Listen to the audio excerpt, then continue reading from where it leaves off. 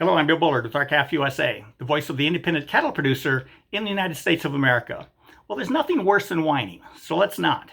The cattle industry is the supply chain to the most important protein source for nearly everyone, including all the moms and dads who want their children to eat safe and wholesome beef and who want that beef to be affordable.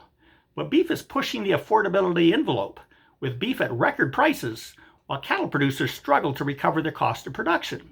So the beef supply chain is broken. So what do? Well, importantly, the buck stops here. We have an obligation as an industry to every mom, dad, and everyone else who wants to go to the grocery store to buy safe, wholesome beef at affordable prices. And we must provide them what they need and want. And we've already identified the problem. The price of beef is disconnected from the price of cattle. And that means demand for beef no longer comparably equates to a demand for cattle. In other words, the food supply chain is broken because American cattle producers aren't able to create the same demand for their USA cattle as there already is for beef. Yes, there's already a strong demand for beef, but not for USA cattle. So how can that be? Well, one reason is that packers and retailers have a variety of sources from which to source the beef needed to meet the strong consumer demand. They can source imported beef from any of the 20 countries we import beef from. Or they can source lightweight calves from Canada and Mexico and feed them here to later produce more beef.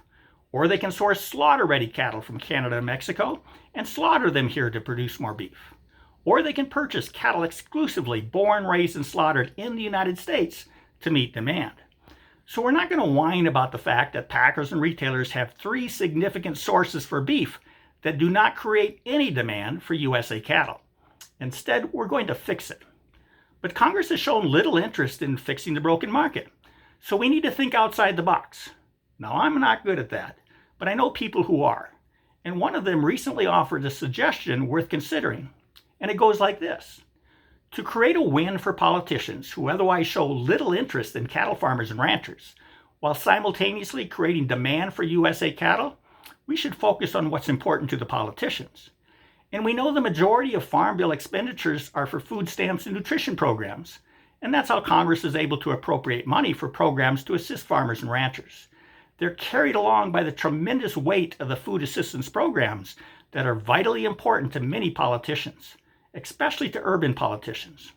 In fact, the Washington Post reported that nearly 80% of the last Farm Bill's 10-year cost of $956 billion was for food stamps and nutrition, and less than 5% was for farm commodity programs. Now that means there's $756 billion in the Farm Bill for food stamps and nutrition, which of course is a lot of money for food purchases.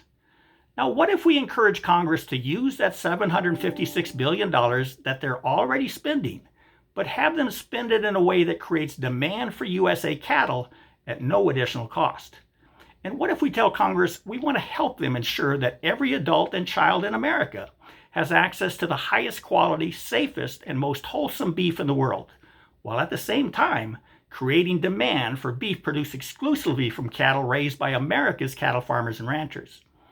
Now, all Congress would need to do is to require that all food stamp and nutrition purchases of beef be for beef that is exclusively born, raised, and slaughtered in the United States. This simple requirement would make the Buy American program truly meaningful and beneficial to America.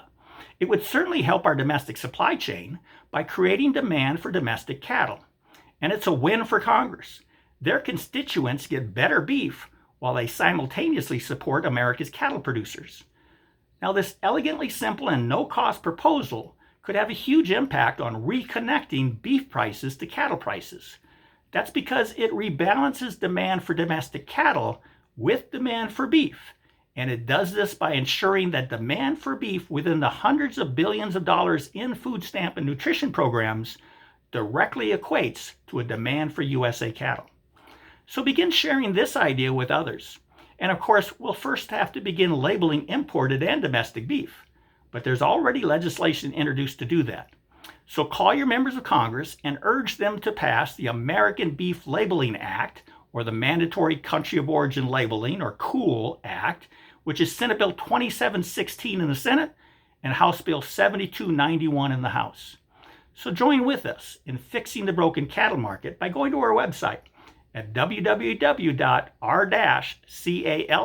wholesomeusa.com. With that, have a productive week. Thank you and goodbye.